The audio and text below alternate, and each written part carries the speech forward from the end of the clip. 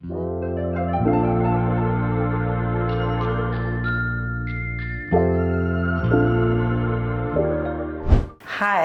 I'm Sham. I'm a feminist coach, and today I'm hanging with Zee. Zee, would you introduce yourself to the audience?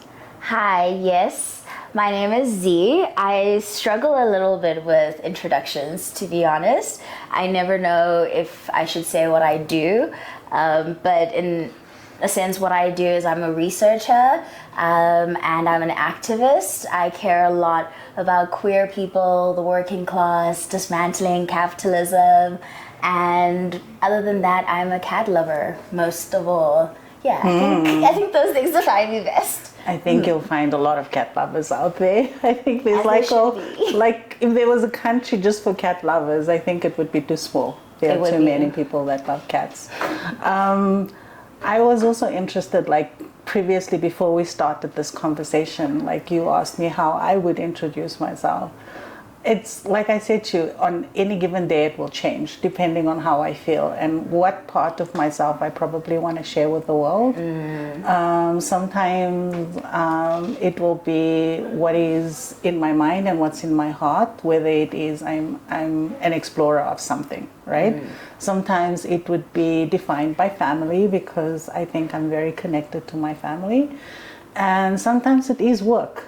I mean, and I try to put work last intentionally, and work and activism for me is like this blurry line, because I think a large part of my life is work.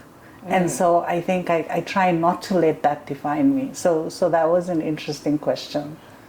Okay, I think that's really cool as well. I think I'm also fearful of defining myself through work because I think in the world that we exist in, it's so based on like meritocracy, like what value you bring into spaces, what value you can unlock for the shareholders. And I try not to do that. In corporate, quite a bit, they teach you that you need to have a very good like elevator pitch about who you are, what you can do, your skills. Your 30 seconds. Literally, and I think it's the scariest thing ever. But yeah, like it's at any given point in time when I go into a meeting, I'm like, okay, what do I want to say about myself today? I think it's also giving myself permission to change and to be interchangeable, right? Like not to just be this fixed person.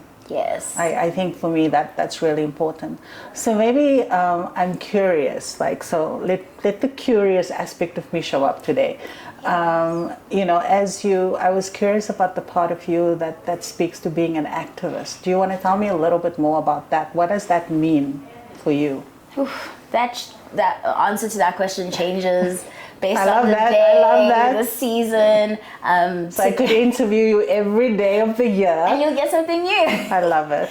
But I think it's so difficult because I think that with activism, especially with, again, this capitalist framing that we live in, you have to sort of prove your worth. Like, what organizations have you worked with? How, like, what's your resume looking like, really? But I'd say that for me, my activism looks more like just consistently confronting myself about how I'm choosing to exist in the world, how I'm choosing to talk about what is happening. So I'm an activist in the sense that I feel I should speak up. No matter what is happening, I should speak up. If you have an opinion on something, you should speak up. So my focus areas are mostly just the economic superstructure we're existing in, because I think that is the root cause of everything that is happening. So that has realized itself more in like the research aspect, in finishing my master's thesis, and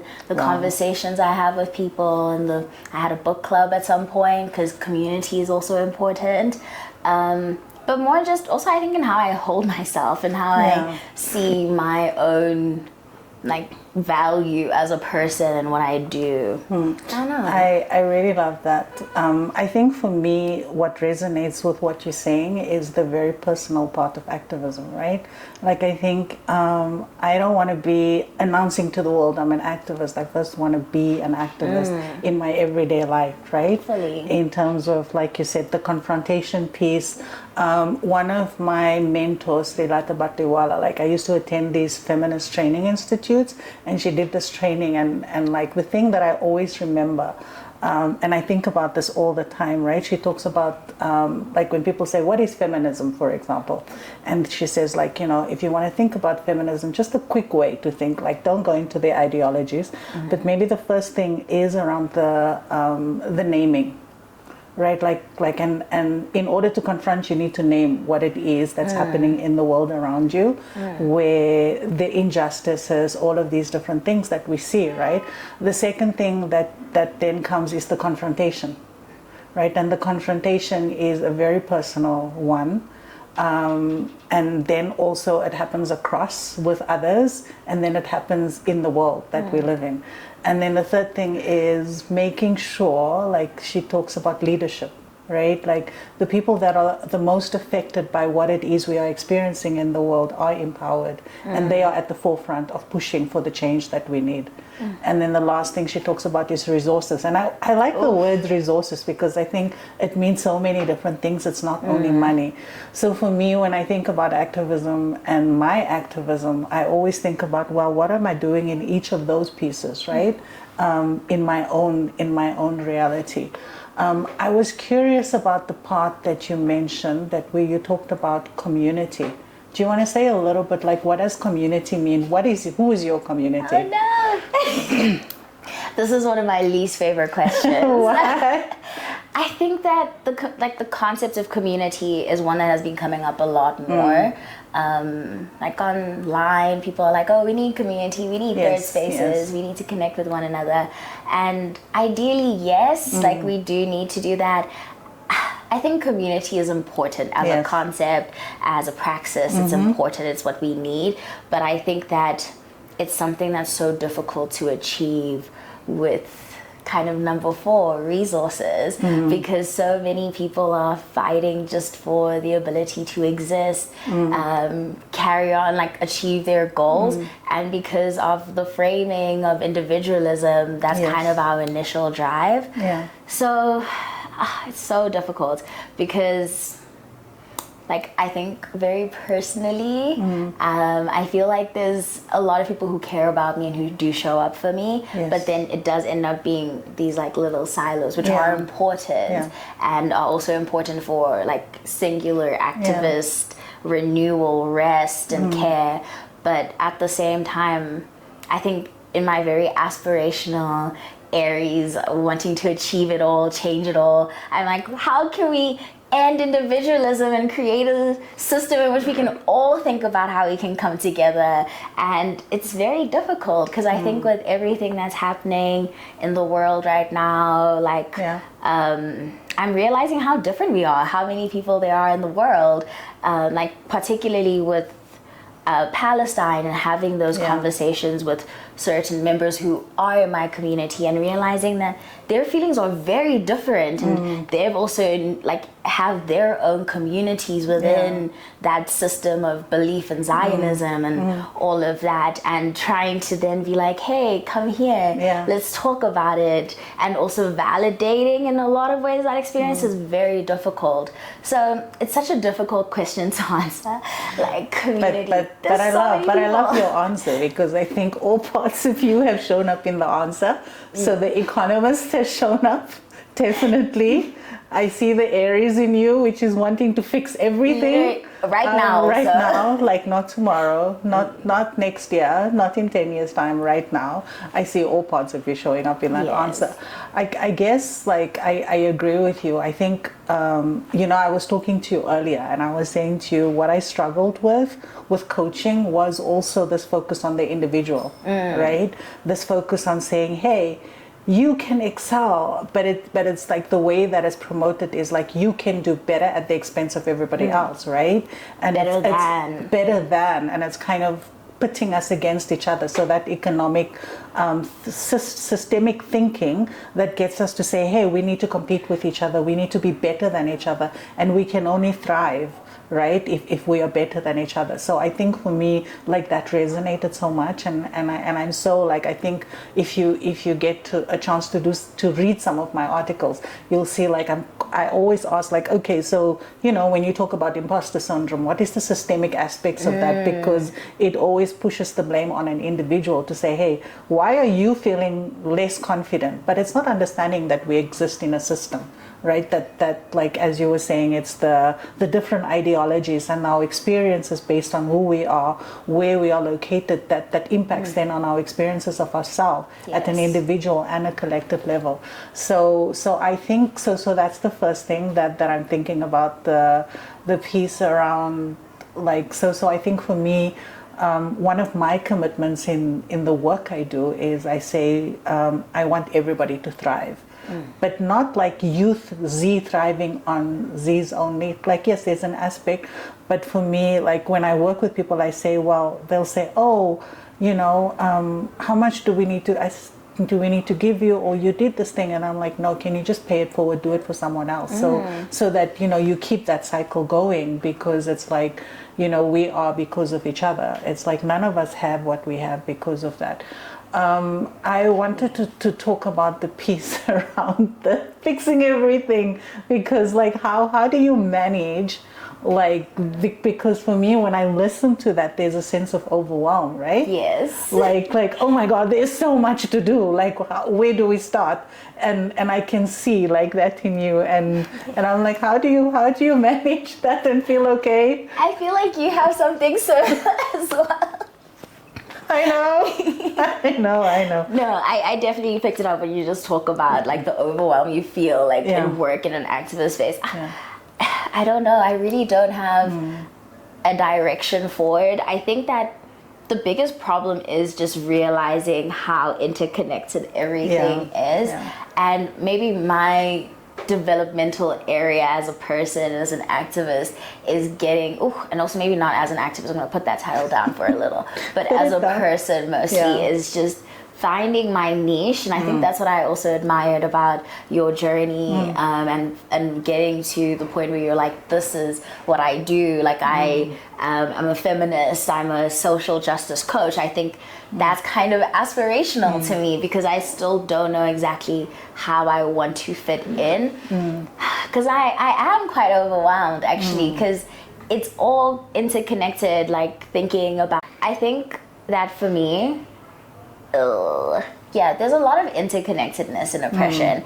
And when you are thinking about how can I positively contribute to lessening this pain, it almost feels like ridiculous to only want to do a little bit. So I had a very lovely corporate job a few years ago, very good company. They wanted to make, like, the capitalist system work better for people, and that's still through, like, a very capitalist lens. And they were doing amazing, impactful work, but it was still like, oh no, I'm still adding in one way or the other to the system. And then, like, other work opportunities I've gotten, managed to touch on, okay, maybe this needs changing, but it's never quite getting to the crux, I feel. And I don't think we will ever, and I think that's also something I'm reckoning with. So it is very overwhelming. And I recently finished this book by Johnny Steinberg. It was on Winnie and Nelson. Oh, wow. And so juicy, but also so heart-wrenching and beautifully, like, put together. But he essentially talks a lot about sort of Nelson Mandela's political, like, ideology, the move from, like, the ANC's ideology and the negotiation system process, and then into the, like, first elections in the South Africa we live in today. And there's just so much embedded, like, globalism, the fact that patriarchy. Oh my gosh, I can't say this on camera. But I was going to say, the fact that we live in such a globalized world also just makes it so difficult to fathom a better world as long as the superstructure still exists. I mean, I feel that. Like, I think there are days when I really just feel overwhelmed by it too. Very early on in my young activist days, I had a mentor, and what I think we had like this conference on young women, poverty, and HIV/AIDS. Like imagine, like already, like just the title has overwhelmed you. And I think like, you know, on the first day we did like this huge context mapping, and I think that she just said to us, listen, if you're gonna look at only this, you're gonna get overwhelmed and you're not gonna want it. Like you're just gonna be tired. And I always remember that. And I think the way that I have learned is like, so whenever I do whatever I do, right, I say, okay, what is the piece that I can do? And then not only what is the piece I can do, what is the piece that will also bring me joy, give me energy, make me feel good, but also make a difference, right?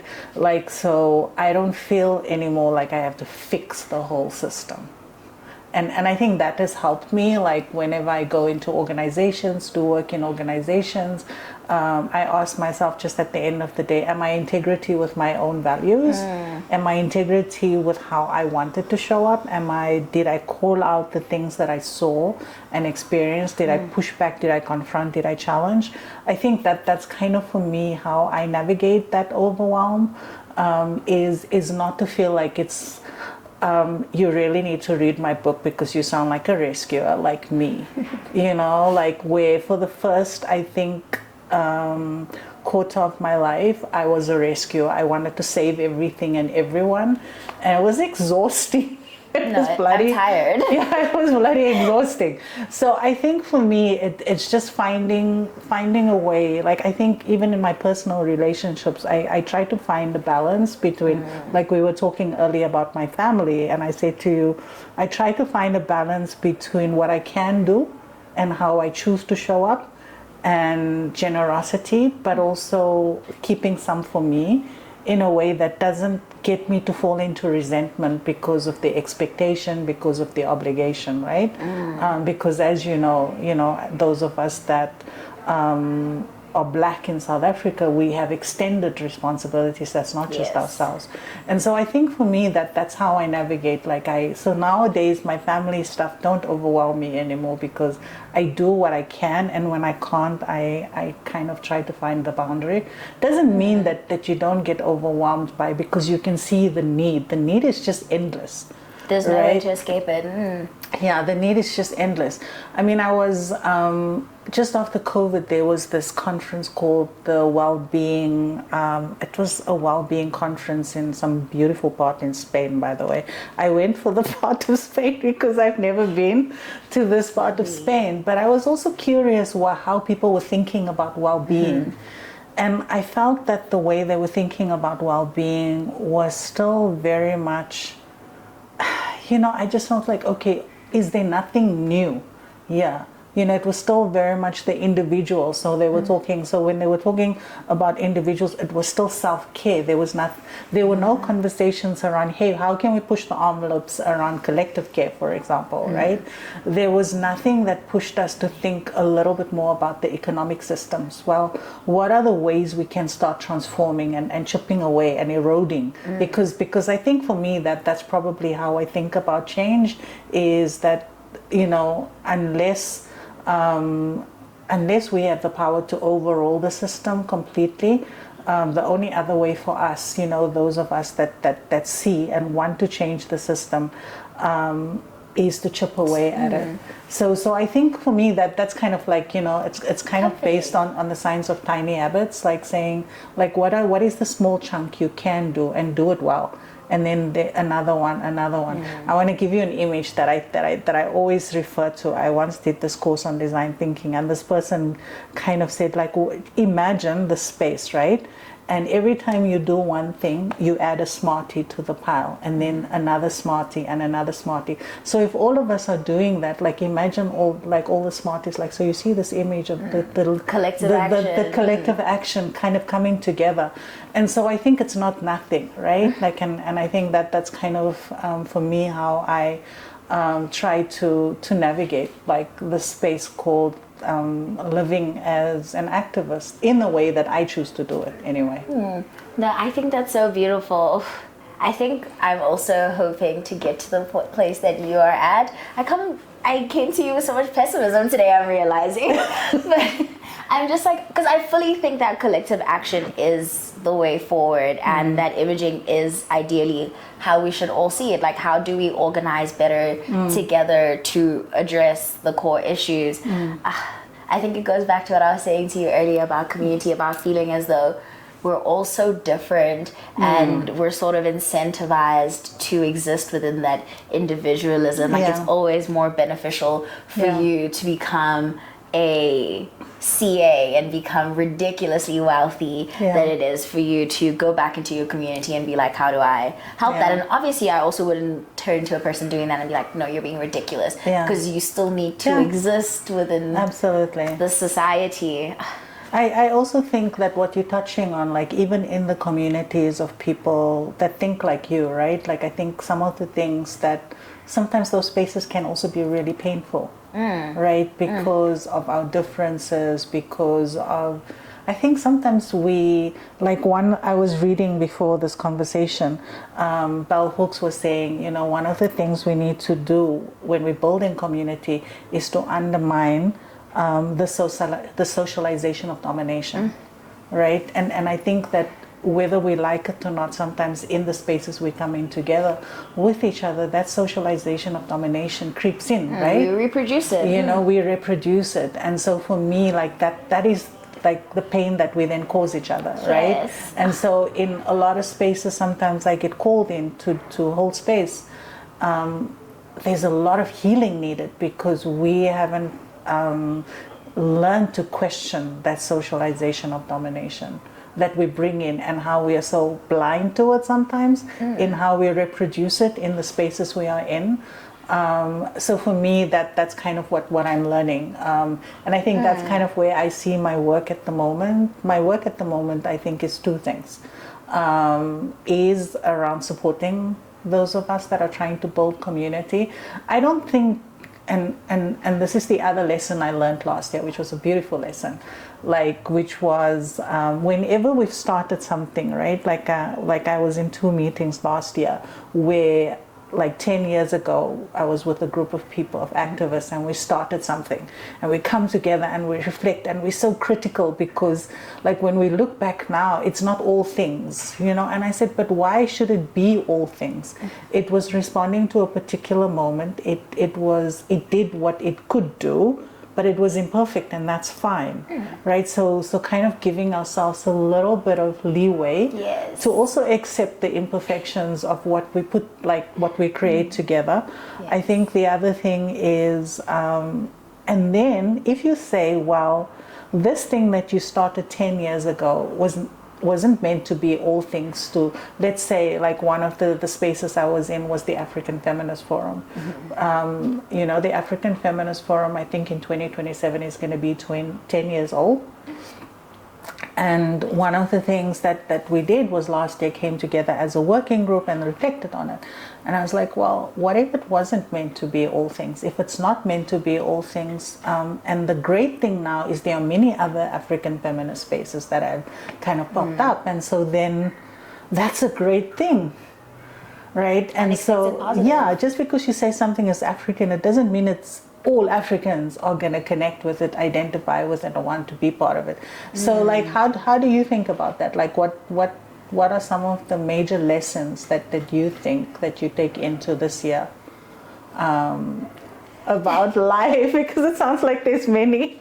No, there are many. I think the first one is that I'm going to, quite similar to what you're saying right now, start taking my therapist's advice, therapists plural, advice to not be so hard on myself, you know, and a little chip at a time. I think last year I was involved in the planning of an African Liberation Festival. Wow. So that was very cool. Like, it was such a beautiful space of just talking about the impact of land and its hindrance to our liberation. We spoke about Pan-Africanism as well, which was my personal favorite, because there's so much xenophobic rhetoric. Yes. And I understand parts of it, like no one enjoys existing in this economy, and it's always easier to point the blame at someone close to you. So that was also another conversation, and also just celebrating African art.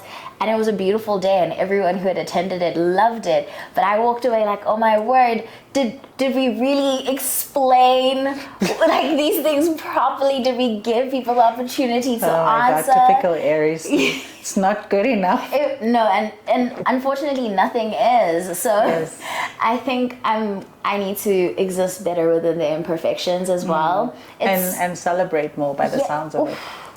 Yes, maybe that's the lesson I need to think about right now as well. But I think it is hard to do that, especially when I think for me, I do see a lot of like wanting my desire for the world to be better as something urgent and something that you can't really move forward from, because it's like what you're saying, it's always around you, it always exists.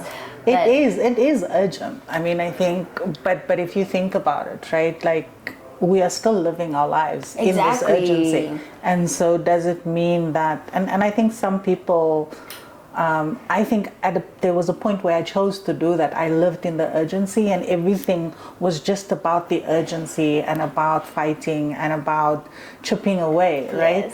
And I think I just realized, but I'm so depleted. I have nothing left for myself. I have nothing left in my world, in my life, if I just live like that. I'm realizing that too, or also just realizing it's really a bad example, but I saw a TikTok the other day that was like, before you call yourself a people pleaser, which people are you pleasing? And ever since I saw that, I was like, yes, actually, because there's so much outward projection and not enough time to sit with what has been done, what has been achieved or not achieved, and be like, okay, this is what I'm also capable of. And I think another lesson is just in my realization that there's a lot of people in the world and everyone has different goals, is also just remembering that I'm one person, and all that you can really do sometimes is limited to the people around you. But that doesn't make it any less worthwhile. That doesn't make it any less like valuable. Exactly. And I think I want to dedicate 2025 to letting myself exist in that truth and be like, this is what you can do, but it doesn't mean you can't push yourself to do more, because Aries are not gonna sit down and be happy with little. So we want big. Exactly. Maybe I'm gonna revive my dreams of being president in like 10 years again or something. Maybe 5 years. 5 years is okay. 5 years. 10 is a bit long, as in Aries. 10 years is giving myself to also become a patient person. That's also true. So. Okay, for both of us. We both need to become more patient. Yes. Maybe that will be the exercise. I think for me, for 2025, in my activist life, I think I want greater balance as well. I think I learned so much last year, and I felt like it was, even though I know so much, I was still imbalanced. I was getting sucked into all of the emergencies, all of the crises, all of the things that needed fixing, as you said earlier. Also because it feels like no one else is going to fix it if you don't. Yes. But I actually came to a realization also that actually that's not true. That's not true. I need proof. No. Somebody will do it, but I think we have to sit with the discomfort of waiting for that somebody to show up and step up. Patience. Like that is the thing. It's patience and discomfort. A willingness for discomfort. But Zee, this was so amazing. I feel like I want to talk to you for so much more time. But thank you so much for making the time to hang out with me. And I have so many more questions, but I think we can take this offline. Yes, thank you. Thank you so much. Hi, this is Sham. I hope you enjoyed today's episode, and if you would like more information or resources, please check out my website on www.shamilawilson.com. Thank you.